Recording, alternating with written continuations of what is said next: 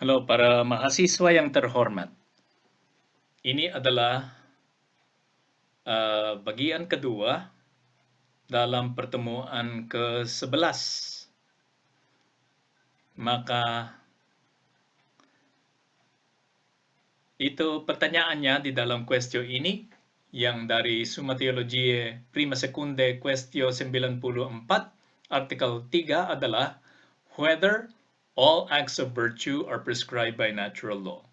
Pertanyaannya adalah apakah semua tindakan yang termasuk berkeutamaan, semua tindakan baik diperintahkan oleh hukum kodrat manusia. Nah, mungkin kita merasa bahwa untuk apa pertanyaan ini? Nanti kita akan menjelaskan apa maksudnya pertanyaan ini, apa relevansinya pertanyaan ini. All acts of virtue. Oke, yang kita tidak akan melihat semua yang ditulis di dalam kuestio ini, hanya langsung ke ajarannya Thomas Aquino. All acts of virtue. The collective term virtuous acts can be understood in two ways. Maka yung term itu virtuous acts, tindakan berkeutamaan. Okay? Semua tindakan berkeutamaan bisa dimengerti atau ada dua artinya. Yang pertama, the first is as all acts that are good insofar as they are good. That is meaning all good or all goodness. Maksudnya secara umum, semua yang baik termasuk ini. Okay? Apakah hukum kodrat manusia memerintahkan semua yang baik?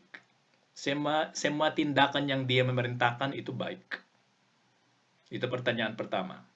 Mungkin susah, ada nuansa logikanya, tapi tolong dipikirkan dengan baik untuk melihat perbedaannya. Yang kedua, arti keduanya adalah is the collection of all individual acts that are called good, and these acts are of a wide variety, classification, and source. Nah, kalau kita menghitung semua tindakan baik satu persatu yang pernah dilaksanakan, yang sekarang dilaksanakan, yang akan dilaksanakan, kalau kita mengumpulkan semua itu dan memanggilnya virtuous acts, semua virtuous acts dito, yang kumpulan semua tindakan konkret, itu yang arti keduanya. Wide variety, maka bermacam-macam, bisa diklasifikasi dalam banyak kelompok, dan permulaannya itu banyak.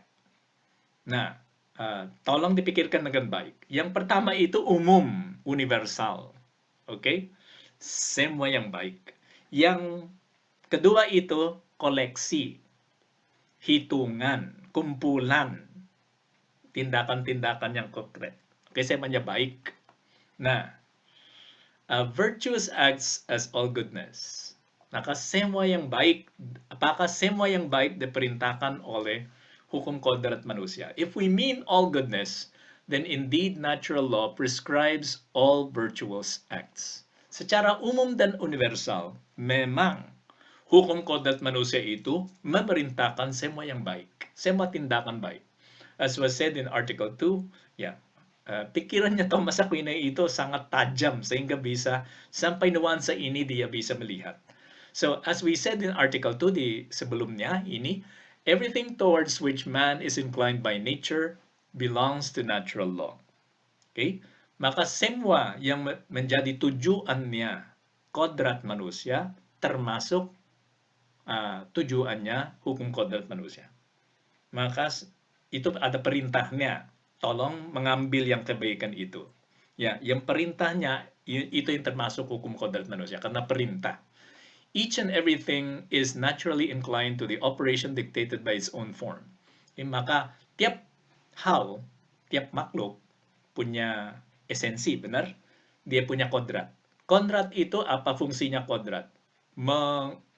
Mendorong ciptaan itu atau makhluk itu untuk mencapai kebaikannya. Oke. Maka seperti kodratnya itu memerintahkan dia, tolong mengambil yang baik ini. Nah, kalau itu disebut sebagai perintah, itu menjadi hukum kodrat manusia. For example, the form of fire inclines it to give heat. Kalau kamu adalah api, maka silakan tolong menjadi panas. Okay? Tolong menjadi panas. Okay? Tapi masalahnya api itu bukan makhluk yang bebas. Tidak bisa memilih. Jadi panas aja, kan? Nah, kalau itu manusia, tolong menjadi baik atau berbuat baik atau menghormati. Dia punya pilihan. Maka perintahnya itu berbeda.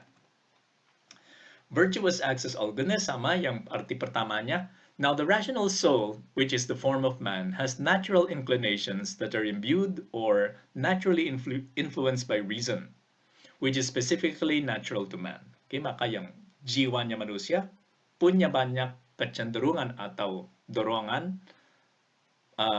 pada kebaikan tertentu.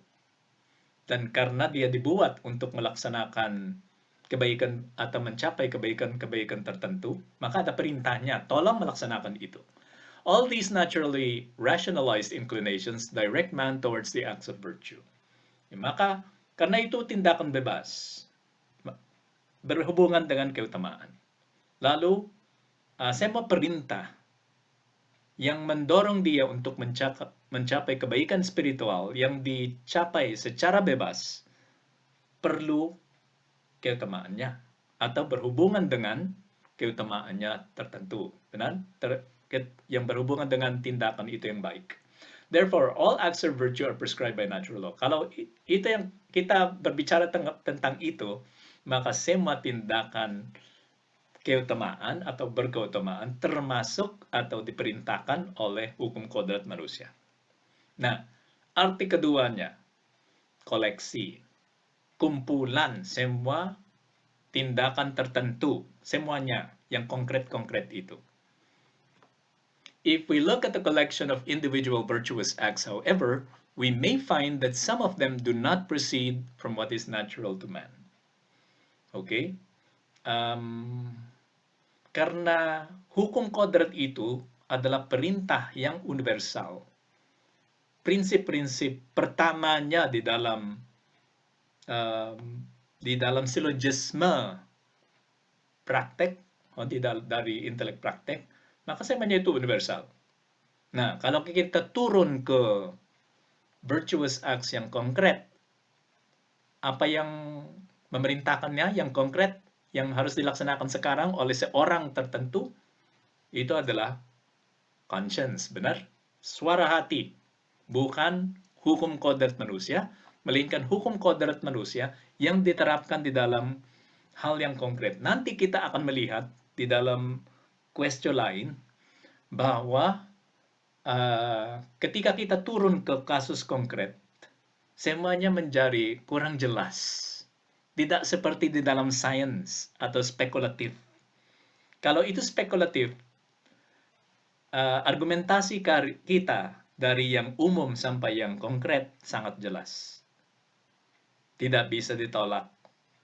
Tapi kalau itu moral misalnya, ada banyak faktor yang harus dimasukkan, sehingga kesimpulannya yaitu perintah dari suara hati tidak langsung, ya hubungannya dengan yang perintah-perintah di atas itu kurang jelas. Sehingga kita seorang tidak bisa menjadi suara hatinya orang lain, benar? Karena hanya orang itu yang tahu paling dekat alasan-alasannya, alasan kenapa dia melaksanakan sesuatu. Benar? Dan siapa lagi yang tahu itu? Allah sendiri. Allah sendiri tahu apa yang dipikirkan, diinginkan oleh orang itu tertentu. Tapi kalau itu orang di luar, yang bukan dia, susah. Kita tidak bisa membaca hatinya orang, kan? Orangnya sendiri yang tahu itu. Kalau pikirannya jelas. Nah, oleh karena itu keputusan kita atas satu tindakan berbeda-beda. Dan kita tidak bisa langsung mengadili orang lain, karena bisa saja bagi kasusnya konkret itu yang paling bagus, benar? Saat sama, karena sudah sangat konkret, ada beberapa yang tidak diperintahkan oleh hukum kodrat manusia. Tidak masuk kodrat karena kodrat itu yang universal.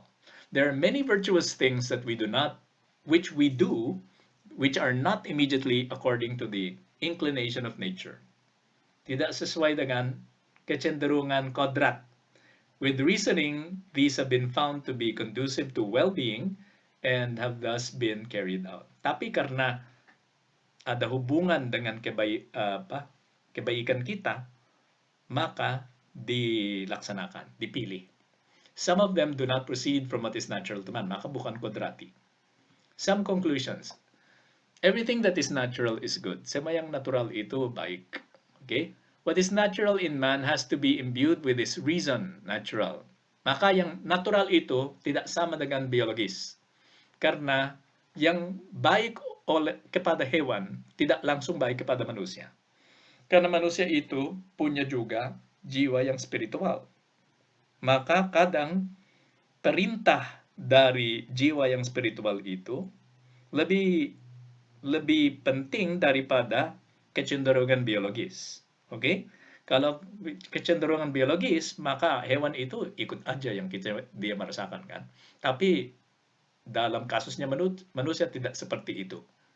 Manusia itu harus pakai akal budinya kalau dia jatuh cinta. Bukan perasaan saja di dalam badannya. Harus digabung keduanya dan yang menang harus yang spiritual. Natural law therefore becomes the touchstone of moral ethical behavior. Hukum kodrat manusia yang termasuk perintah dari jiwa harus menjadi pedoman tindakan baiknya manusia. Natural law is discovered with the use of reason. Maka yang hukum kodrat manusia diketahui melalui intelek. Tidak diketahui melalui struktur biologis, melainkan melalui intelek.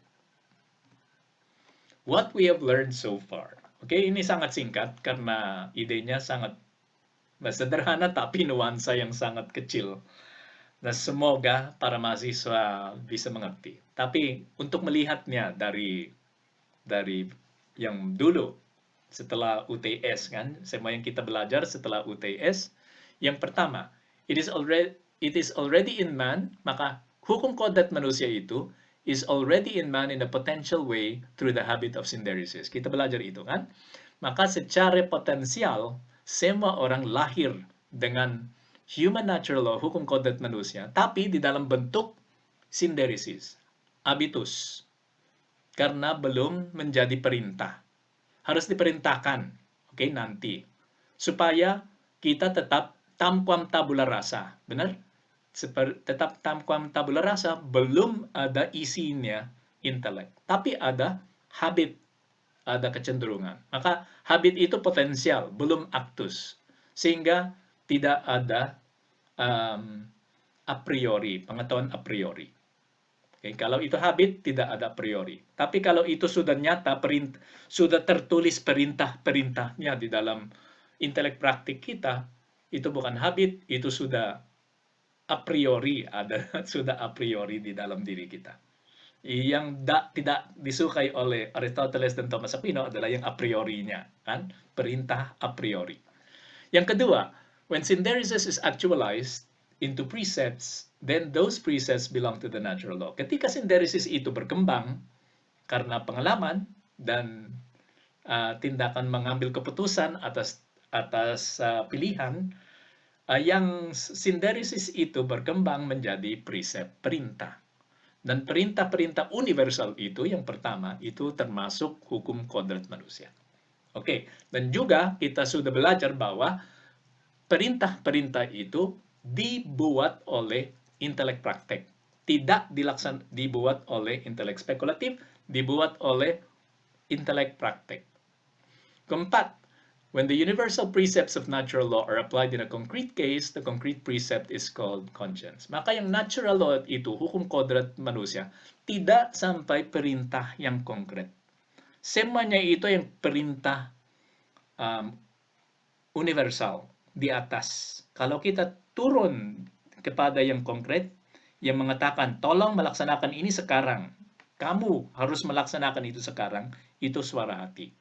Menurut Thomas Aquino. Okay, suara hati. Bukan human natural law, bukan hukum kodrat manusia, melainkan suara hati. Oke, dan kelima, the universal precepts of natural law are many, not just one. Maka perintahnya banyak, bukan hanya satu. Karena kadang ada beberapa yang mengatakan, oh perintah itu hanya satu, ya kita harus saling mencintai misalnya. Tapi tidak seperti itu. Karena ada banyak kecenderungan kodrati di dalam kodratnya manusia, maka perintahnya harus banyak. Dan juga karena ya, sesuai dengan argumentasinya Thomas Aquino, benar, kalau yang spekulatif punya banyak perintah utama dan pertama, maka yang praktek juga harus punya banyak perintah utama dan pertama. Oke, dan yang termasuk hukum kodrat manusia. Dan keenam, di dalam slide PowerPoint ini, they command virtuous acts in a universal way. Oke, maka memerintahkan yang baik, tindakan-tindakan baik secara universal. Kalau itu sudah konkret, bisa saja ada yang konkret yang tidak termasuk hukum kodrat manusia tapi conscience, benar? Misalnya memilih merah, yang merah itu cocok bagi kamu, itu baik kan, cocok bagi kamu. Kalau itu hitam tidak cocok, gitu. Itu tidak termasuk hukum kodrat manusia. Mungkin ditentukan oleh adat istiadatnya kebudayaan itu, benar? Tapi dengan adat istiadat yang tidak, yang perintahnya tidak termasuk hukum kodrat manusia, ada baik dan buruknya juga, benar? Maka itu yang jelas. Maka itu empat ini sudah jelas bagi kita, semoga sudah jelas bagi mahasiswa. Tolong memikirkannya dengan baik, supaya nanti kalau kita sudah masuk di dalam question lain, lebih jelas lagi question-question itu. Terima kasih dan semoga pembelajarannya itu berjalan dengan baik.